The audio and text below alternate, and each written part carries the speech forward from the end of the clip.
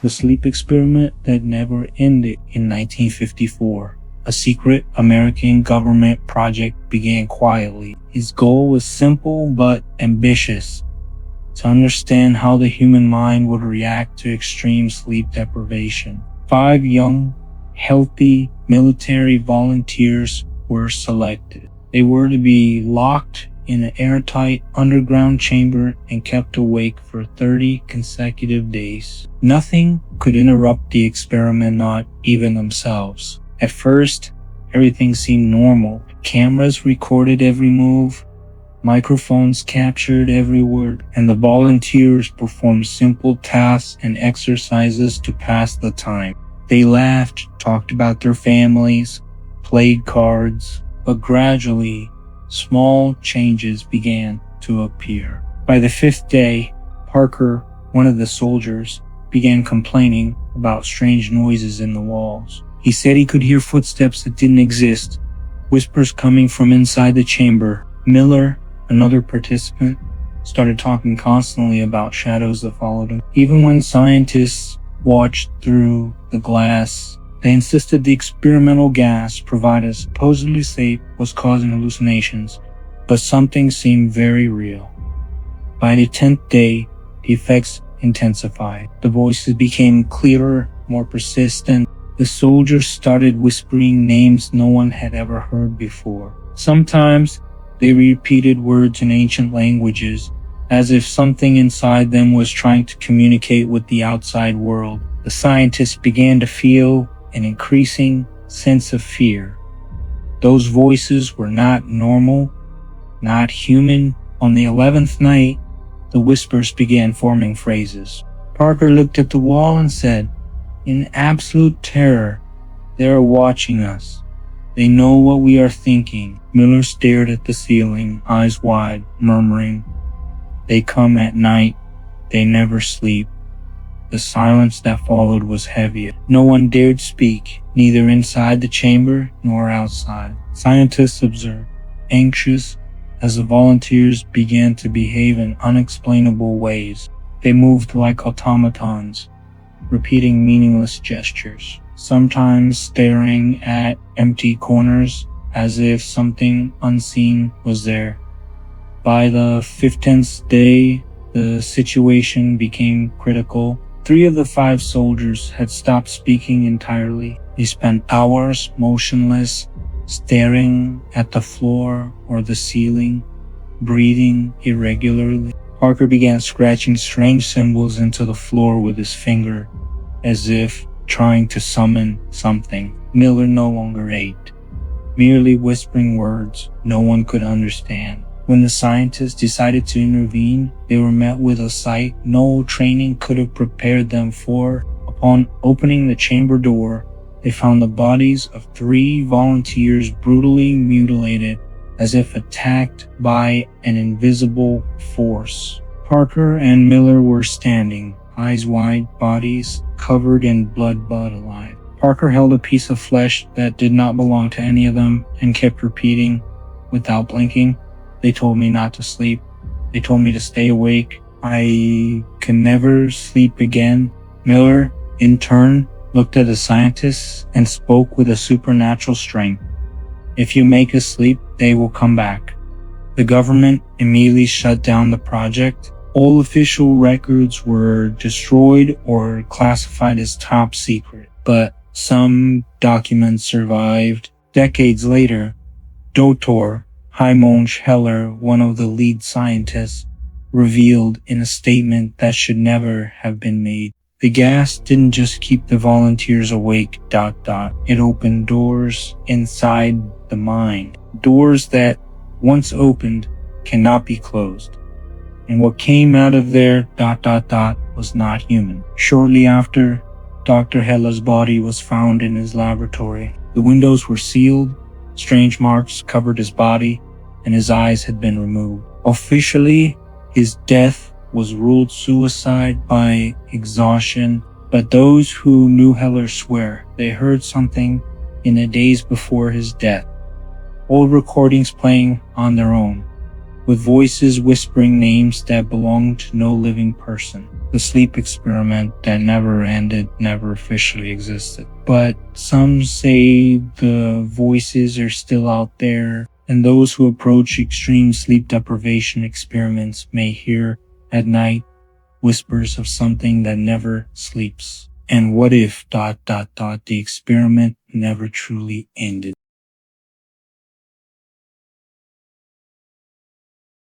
The Forgotten Signal extended version. It all started with curiosity. Lucas was the kind of man who couldn't leave the past alone. He collected what others threw away: broken record players, dusty televisions, cracked radios. He believed that every piece of forgotten technology held a story. Something alive, something waiting to speak again. One cold evening, while exploring an abandoned house at the edge of town, he stumbled upon something strange. The place looked like time had stopped there, cobwebs hanging from the ceiling, old newspapers from the 80s scattered on the floor, and the smell of rust and decay filling the air. In the basement, under a rotting tarp, he found an old radio transmitter, heavy and metallic, the kind of thing used decades ago for military or private communication. Its screen was cracked, but still faintly glowing,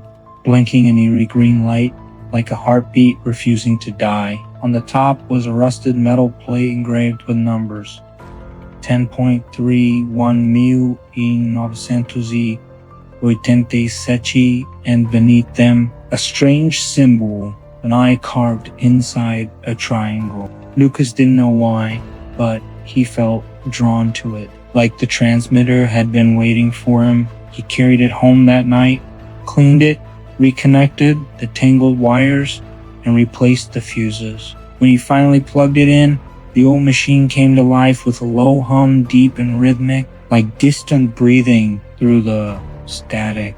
For hours, Lucas sat in front of it, tuning through dead frequencies.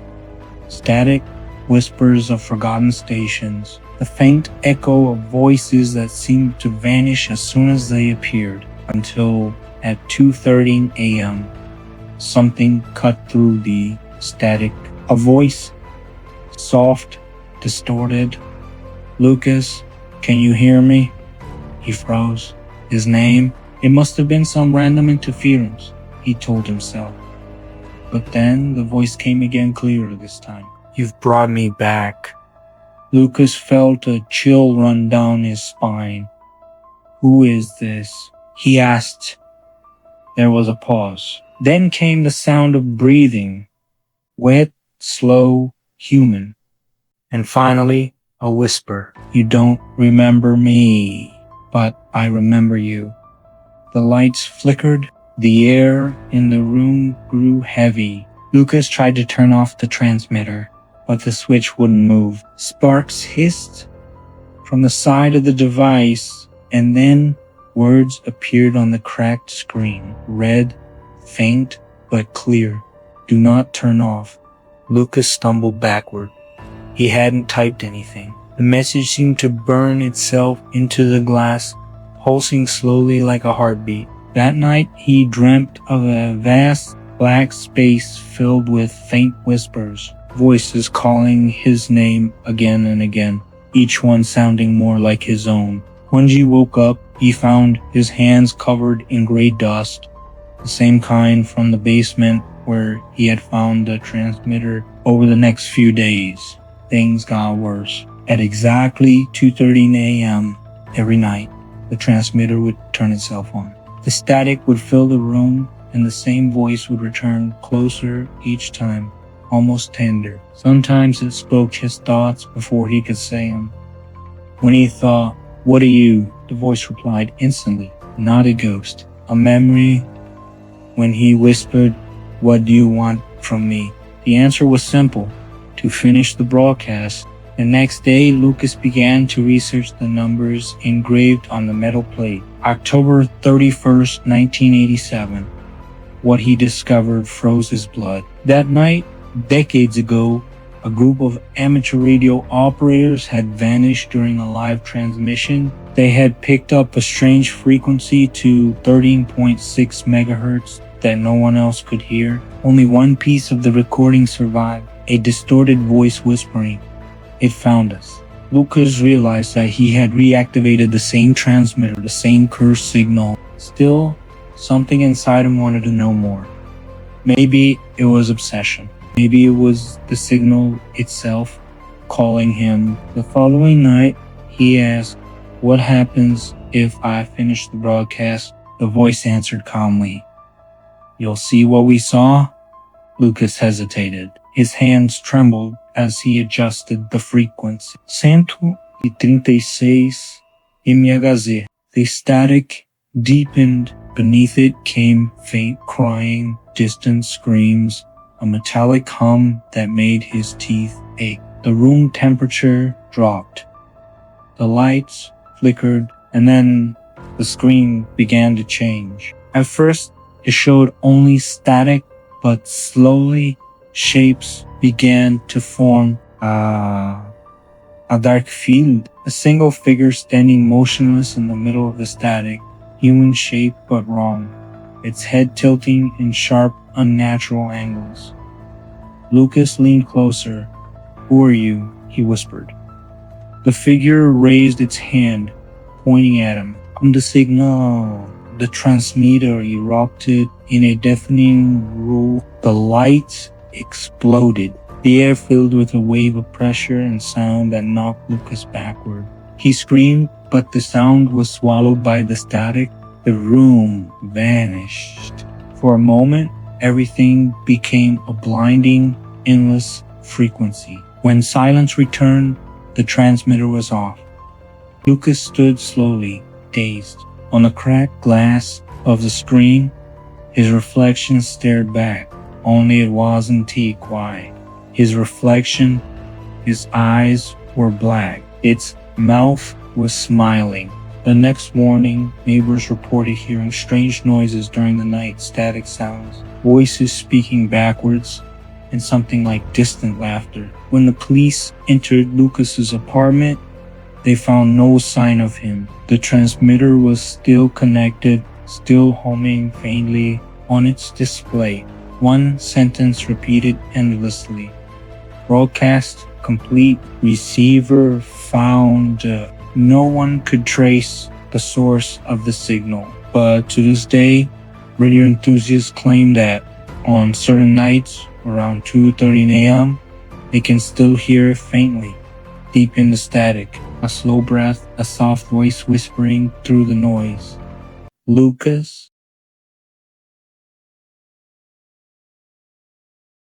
The house that moves at night, a casa que se move à noite. When the Miller family moved into the old house on Pine Hollow Road, they thought they had found peace.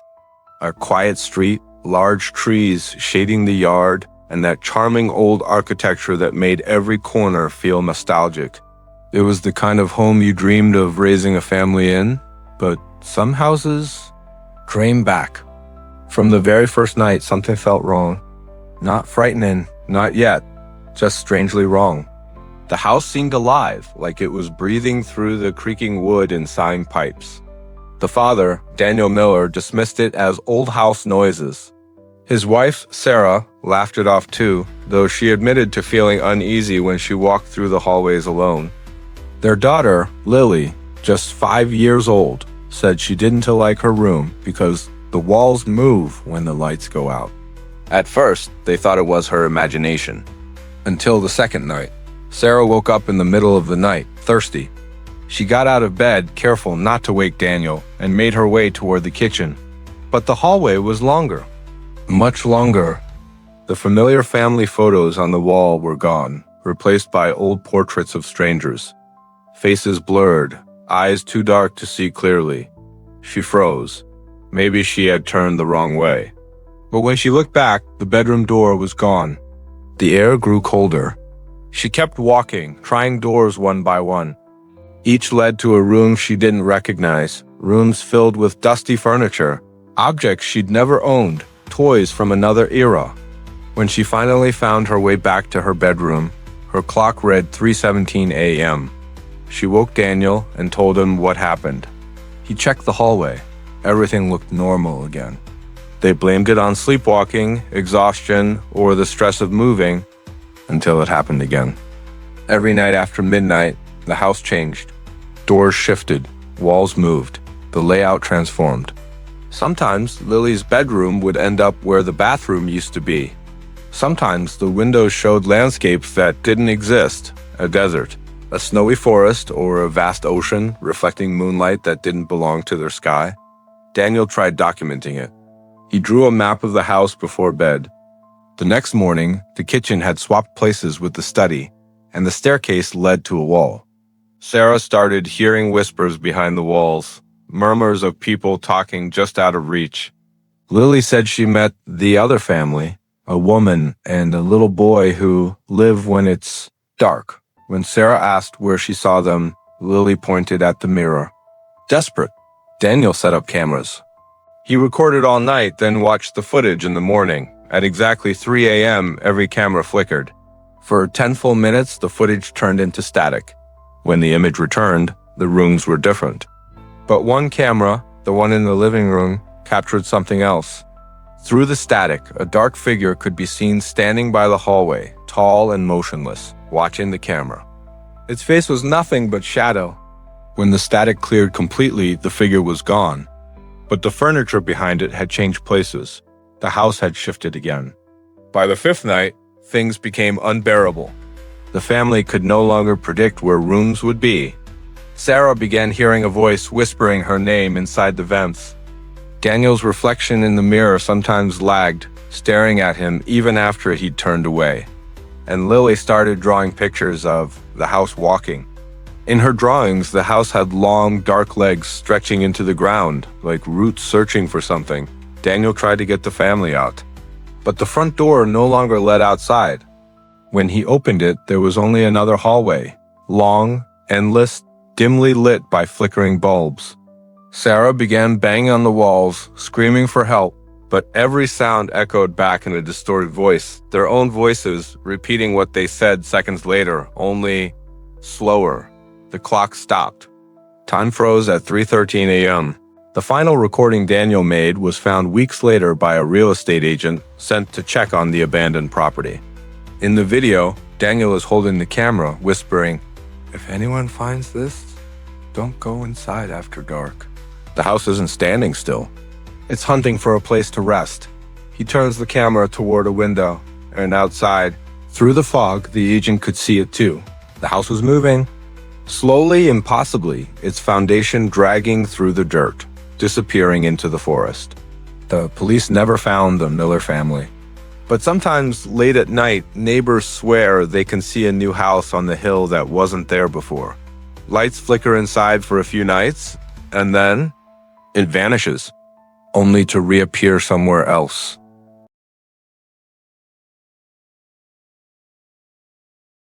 The Mirror That Remembers expanded version. Emily always loved visiting old thrift shops. It was in one of these dusty, forgotten stores, hidden among worn furniture and abandoned objects, that she found the mirror. Heavy, made of dark wood, with carvings that looked like ancient symbols. It seemed to call to her. The shopkeeper, an old man with tired eyes, noticed Emily's interest and murmured, "This mirror. It's not like the others. Be careful what you see in it." Emily laughed, brushing off the warning, and bought the mirror. At first, it seemed like a beautiful decoration for her bedroom. She hung it on the wall across from her bed and began looking into it, adjusting her hair, testing expressions, playing with her reflection. Everything seemed normal. But on the third night, something changed. The reflection looked slightly different. The room in the mirror appeared subtly distorted. The walls seemed narrower, the corners darker. Emily blinked, trying to convince herself she was just tired, but the uneasy feeling lingered. The next night, small details began to appear in the reflection that weren't in her actual room. A book on the floor that wasn't there. A chair slightly turned. Objects slightly moved. Photos on the walls showed people smiling at her, people she had never seen before. Emily tried to ignore it, but the unease grew with every passing minute. As the days passed, the mirror began showing events from Emily's past. At first, minor details, her dog playing in the yard, an argument with a childhood friend. Then, more intimate moments, conversations with her parents, memories she had almost forgotten. The mirror seemed to know every memory she had, as if it had access directly to her mind. After a few weeks, the mirror began showing the future. First, trivial things. A cup falling, the doorbell ringing, a cat walking across the hallway. But over time, the reflections became increasingly disturbing. Emily saw accidents, arguments, painful moments, all unfolding as if she were watching scenes from a movie that hadn't happened yet.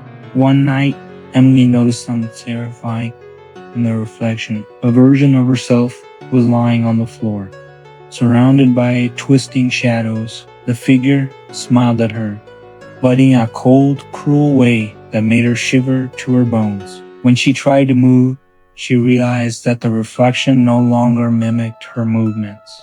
Every gesture of the figure was independent, like a living entity trapped within the glass. In the following days, Emily began hearing whispers coming from the mirror, low voices that echoed her deepest thoughts, repeating fears she had never told anyone. You shouldn't have looked. They know you're here. There's no escape.